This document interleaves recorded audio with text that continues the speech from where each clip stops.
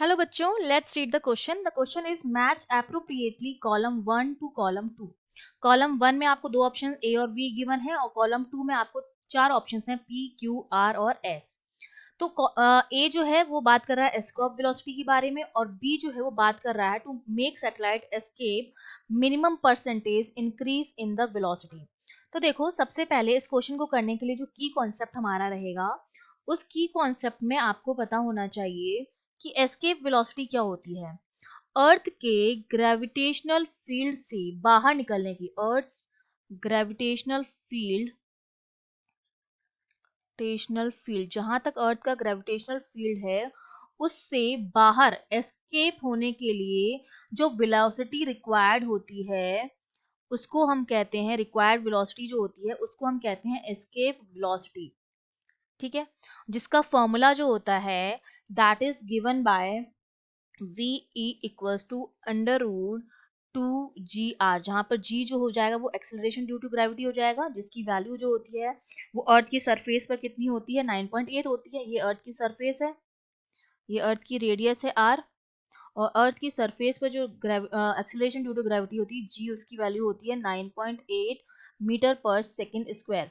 तो हमने मान लिया कि अर्थ का जो ग्रेविटेशनल फील्ड है वो उसकी रेडियस तक है, उससे बाहर अगर हमें भेजना है किसी सैटेलाइट को तो जो वेलोसिटी रिक्वायर्ड होगी, मिनिमम वेलोसिटी जो रिक्वायर्ड होगी वो हमारे पास क्या हो गई, एस्केप वेलोसिटी, जिसकी वैल्यू अंडर रूट 2gr हो जाएगी. अगर g की जगह मैं 9.8 रखूं और स्मॉल r की जगह कैपिटल R जो कि अर्थ की रेडियस है जिसकी वैल्यू होती है 6400 किलोमीटर, ये वैल्यू अगर मैं पुट करूं तो मेरा VE जो आता है वो मेरे पास आता है 11.2 किलोमीटर पर सेकेंड. तो एस्केप वेलोसिटी जो होती है किसी भी सैटेलाइट के लिए वो कितनी होती है, 11.2 किलोमीटर पर सेकेंड, अर्थ की सरफेस से बाहर जाने के लिए. ठीक है, तो ए जो मेरा है वो मैच करेगा एस के साथ.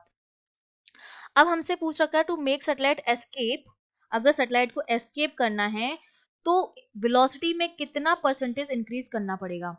तो एक तो हमें रिक्वायर्ड होगी ये मिनिमम वेलोसिटी जो एस्केप वेलोसिटी है, और एक अपने ऑर्बिट में भी उसकी एक वेलोसिटी होगी सैटेलाइट की जिसे हम ऑर्बिटल वेलोसिटी कहते हैं, जिसकी वैल्यू होती है अंडर रूट जी आर के बराबर. ठीक है, तो हमारे पास एस्केप वेलोसिटी है और ऑर्बिटल वेलोसिटी भी है. तो इंक्रीज इन वेलोसिटी जो होगा, डीवी की वैल्यू जो होगी इंक्रीज इन वेलोसिटी वो होगी वीई माइनस वी नॉट. तो यहाँ पर वैल्यू रख देते हैं, ये हो जाएगा under root 2gr minus under root G R. इसको जब सॉल्व करेंगे तो अंडर रूट 2 माइनस 1 और अंडर रूट जी आर हमने क्या ले लिया, कॉमन ले लिया. और अंडर रूट 2 की अगर मैं वैल्यू रख दूं 1.414 होती है रूट 2 की वैल्यू, तो 1.414 में से 1 जाएगा तो 0.414 बचेगा, तो डीवी की जो वैल्यू आ जाएगी वो जाएगी 0.414 अंडर रूट जी आर.